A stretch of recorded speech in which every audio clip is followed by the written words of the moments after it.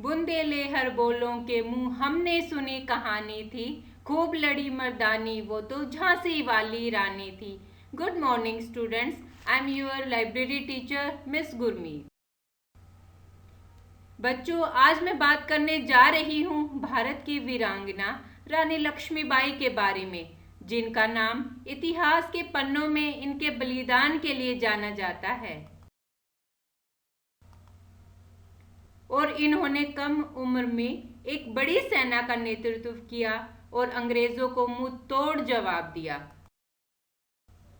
और रानी लक्ष्मीबाई ही भारत की पहली महिला थी जिन्होंने भारत की आजादी के लिए लड़ाई लड़ी थी। इस कहानी में रानी लक्ष्मीबाई के जीवन की कहानी को और भी करीब से जानने की कोशिश करेंगे कि किस तरह रानी ने अपने राज्य झांसी को अंग्रेजों से बचाने के लिए जी जान लगा दी।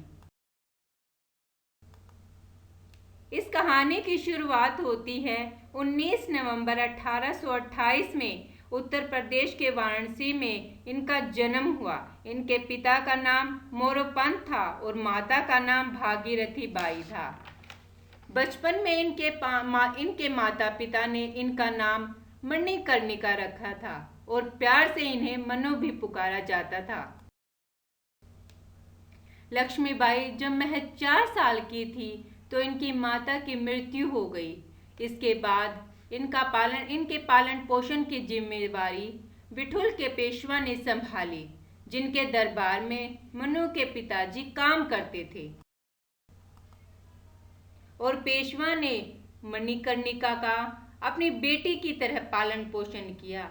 रानी लक्ष्मीबाई अपने बचपन में तात्या टोपे और नाना साहिब के साथ निशानेबाजी, घुड़सवारी और तलवारबाजी सीखती रही। फिर 1842 में सिर्फ 14 साल की आयु में इनकी शादी झांसी के महाराजा राजा गंगाधर राव से कर दी गई। और फिर शादी के बाद झांसी के अंदर सभी लोग रानी को लक्ष्मीबाई और झांसी की रानी कहकर बुलाते थे। फिर 1851 में रानी लक्ष्मीबाई ने एक बेटे को जन्म दिया, लेकिन दुर्भाग्य से वह सिर्फ 4 महीने तक ही जीवित रह सका। और फिर अपने बच्चे को खोने के बाद राजा गंगाधर बहुत दुखी हुए और उनकी तबीयत भी खराब रहने लगी। और अपने गम को कम करने के लिए एक बच्चे को गोद लिया और उसका नाम दामोदर राव रखा गया। जब गंगाधर बच्चे को गोद ले रहे थे तो वहां पर हजारों की संख्या में लोगों के साथ साथ ब्रिटिश सरकार के अधिकारी भी मौजूद थे। राजा ने इन अधिकारियों को एक पत्र दिया जिसमें लिखा हुआ था कि मेरी मृत्यु के बाद दामोदर राव झांसी का राजा होगा। इस समारोह के कुछ समय बाद राजा गंगाधर राव इस दुनिया को अलविदा कह गए। हालांकि इनकी मृत्यु के बाद अंग्रेजों ने अपना असली रंग दिखाना शुरू कर दिया और वे सब झांसी को भी अपनी सल्तनत में मिलाने की कोशिश करने लगे। और रानी लक्ष्मीबाई ने उनका जमकर सामना किया और काफी दिनों तक झांसी को अंग्रेजों के अधीन जाने से बचाया। ब्रिटिश ईस्ट इंडिया कंपनी के गवर्नर ने रानी लक्ष्मीबाई के गोद लिए हुए बेटे दामोदर राव के राजा बनने की याचिका को खारिज करते हुए मार्च 1854 में रानी लक्ष्मीबाई को सालाना 60,000 रुपये पेंशन देने का वादा किया और इसके बदले उन्हें झांसी का किला खाली करने का भी आदेश दिया। और फिर गवर्नर के इस आदेश को मजबूरन मानते हुए झांसी का किला छोड़कर उन्हें रानी महल में जाना पड़ा।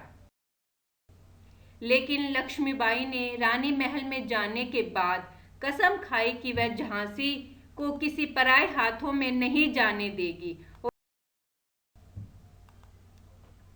और यहाँ से महारानी ने ब्रिटिश ईस्ट इंडिया कंपनी के खिलाफ युद्ध नीति बनानी शुरू कर दी और अपने हौसलों के दम पर खुद की एक मजबूत सेना तैयार की, जिसमें पुरुषों के साथ साथ महिलाओं को भी पूरा मौका दिया गया।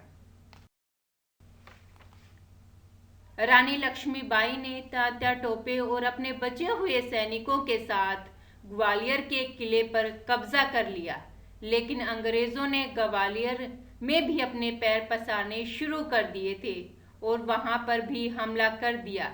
लेकिन अब की बार रानी लक्ष्मीबाई युद्ध के मैदान में अपने सैनिकों के साथ उतर पड़ी और युद्ध के मैदान में रानी लक्ष्मीबाई का रूप देखने लायक था। दोनों हाथों में तलवार और बेटे दामोदर राव को पीठ पर बांधे हुए दोनों हाथों से अंग्रेजों की सेना का संहार कर रही थी और इस तरह से काफी समय तक उन्होंने अंग्रेजों का डटकर मुकाबला किया। लेकिन 17 जून 1858 में ग्वालियर के समीप कोटा की सराय नामक जगह पर वह अंग्रेजों की सेना से लड़ते लड़ते बुरी तरह से घायल हो गई और फिर आखिरकार 29 साल की कम उम्र में उन्होंने इस दुनिया को अलविदा कह दिया।